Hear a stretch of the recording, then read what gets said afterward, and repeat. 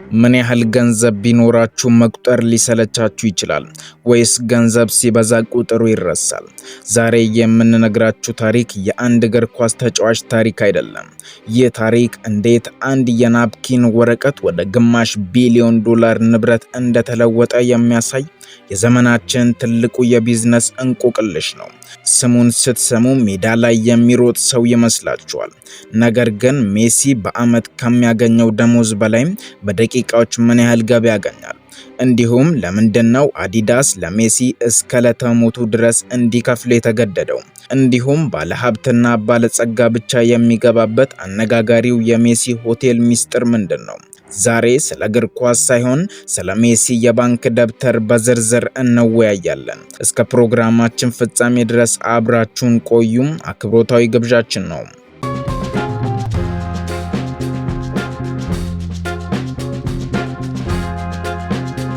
አሁን ወደ ሚስጥሩ እንግባ።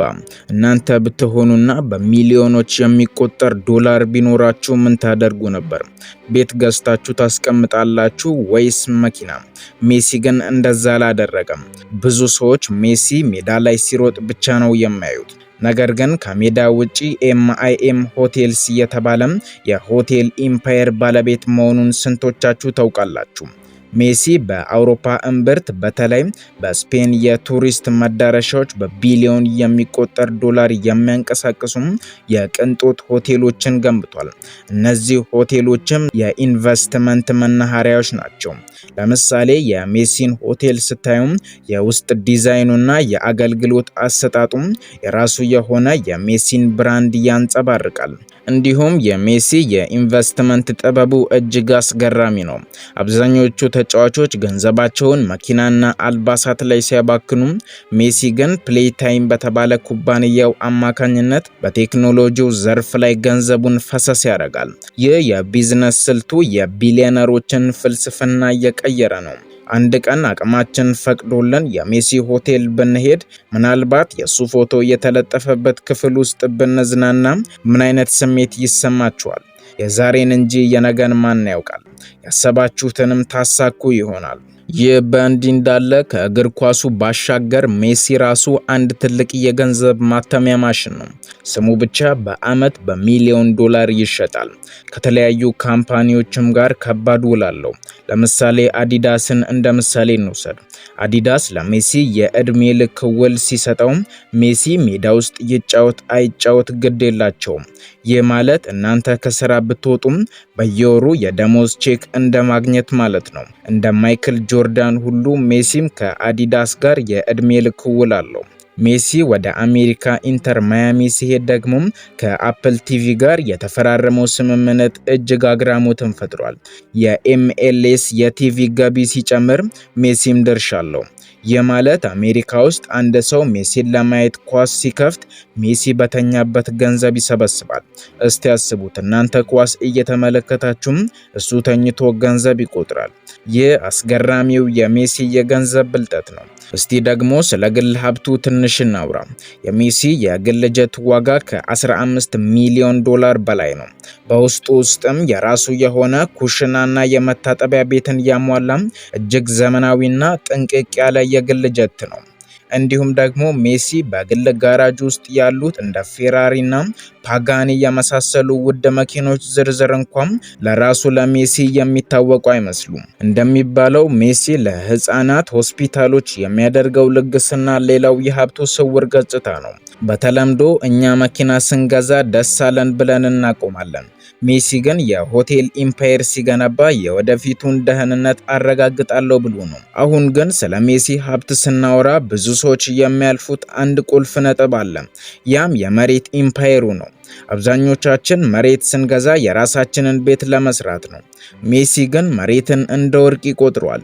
ሜሲ በትውልድ ከተማው በሮሳሪዮና በስፔን የተለያዩ ቦታዎች ላይ የገዛቸው ግዙፍ የመሬት ይዞታዎች ለወደፊት ትውልድ የሚያስቀምጣቸው የገንዘብ ማጠራቀሚያዎች ጭምር ናቸው። ይህ የኢንቨስትመንት ስልት በዘመናዊው የቢዝነስ ዓለም የንብረት ጥበቃ ተብሎም ይጠራል።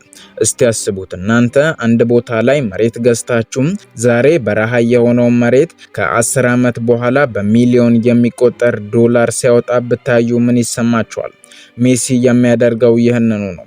መሬት አያረጅ አይሰረቅ ዋጋውም አይቀንስ የሚለውን ብሂል ወደ ትክክለኛ የቢሊዮነሮች ልምምድ ቀይሮታል። በባርሴሎና ዳርቻዎች ላይ ያለው ሰፊ ንብረቱም ለሱ እንደ አነስተኛ ከተማ ጭምር ነው የሚቆጠረው። ሜሲ ከሆቴልና ከመሬት አልፎም አሁን የገባበት አዲስ መስክ ደግሞ አስገራሚ የስፖርት ቴክኖሎጂ ነው። ፕሌይታይም የተባለው ኩባንያ በዓለም ዙሪያ ባሉ አዳዲስ የቴክኖሎጂ ስፖርቶች ላይ ኢንቨስት ያደርጋል። ይህ ኩባንያ የዳታ ትንተና ወይም ዳታ አናላይሲስ እና አዳዲስ የስፖርት መሳሪያዎችን ይፈጥራል። እስቲ ያስቡት፣ ሜሲ እግር ኳስን በሜዳ ላይ ብቻ ሳይሆን እግር ኳስን በሚያመነጩ ኮምፒውተሮችና አፕሊኬሽኖች ውስጥም እያገኘ ነው። አሁን ደግሞ የሜሲን የግል ሀብት በቁጥር መልክ በደንብ እንመልከታቸው። ምክንያቱም የሜሲ የባንክ ሂሳብ ዝም ብሎ ቁጥር ሳይሆን እሱ ራሱ የኢኮኖሚ ጥናትን የሚፈልግ ነው። እንዲሁም ሜሲ እግር ኳስ ተጫውቶ ከሚያገኘው ገንዘብ በተጨማሪም አፕል ቲቪ ከኤምኤልኤስ ጋር በሚኖረው የደንበኝነት ምዝገባ ትርፍ ላይ ሜሲ በቀጥታ ድርሻ ስላለው ባለሙያዎች እንደሚገምቱት ይህ ስምምነት ብቻ በአመት ለሜሲ ተጨማሪ ከ20 እስከ 30 ሚሊዮን ዶላር ያስገባል።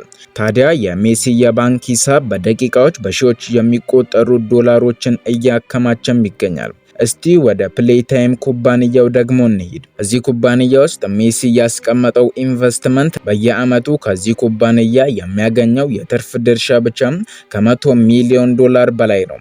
ይህ ማለት ሜሲ ሜዳ ላይ ባይኖር እንኳ በየሰከንዱም በቴክኖሎጂ ዘርፍ ውስጥ ያለው የገንዘብ ማሽን እየተጠራቀመ ነው ማለት ነው። በነገራችን ላይ እነዚህ ቁጥሮችን ስትሰሙ የልባችሁ ምት እየጨመረ ከሆነ አትደናገጡም። የቢሊዮነሮች ተጽዕኖ ነው። እውነቱን ለመናገር ሜሲ በሳምንት የሚያገኘው ገንዘብ በኢትዮጵያ ውስጥ ትልቅ ፋብሪካ ለመገንባት በቂ ነው። እኛ 100 ብር ሲኖረን የት እናውላለን ብለን ግራ እንጋባለን። ሜሲ ግን 100 ሚሊዮን ዶላር ሲኖረው የትኛው ቢዝነስ ላይ ኢንቨስት ላድርግ ብሎ ስብሰባ ላይ ይቀመጣል። የኑሮ ልዩነታችን እንግዲህ ይሄ ነው። እርሶም እንደ ሜሲ ለወደፊት የሀብት መረብ ለመዘርጋት ከፈለጉም ቁጠባ ብቻ ሳይሆን ኢንቨስትመንት የሚባለውን የጨዋታ ህግ መማር ይኖርቦታል። ብዙዎች ሜሲ የራሱ የሆነ የልብስ ብራንድ የለውም ብለው ያስባሉ። ነገር ግን ሜሲ ዘ ሜሲ ስቶር የሚባል የራሱ የልብስ ብራንድ እንዳለው ምን ያህሎቻችሁ ታውቃላችሁ? ይህ ብራንድ በየአመቱ ከ30 እስከ 40 ሚሊዮን ዶላር ገቢ የሚያስገኝለታል። ከኳሱ አልፎ ፋሽን ውስጥ መግባቱ የገንዘብ መረቡን የበለጠ እንዲያስፋፋ አድርጎታል። ሜሲም ገቢውን በአንድ መስክ ብቻ ሳይሆን በተለያዩ ዘርፎች ላይ አፍስሶታል። ሜሲ የገንዘብ ጥበብን በደንብ የተረዳው በራሱ ብራንድ ስም ነው።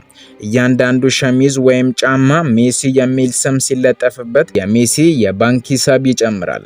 ይህ ማለት ሜሲ ሲተኛም ሲጫወትም ከቤተሰቡ ጋር ሲዝናናም ብራንዱ ለሱ እየሰራለት ነው ማለት ነው።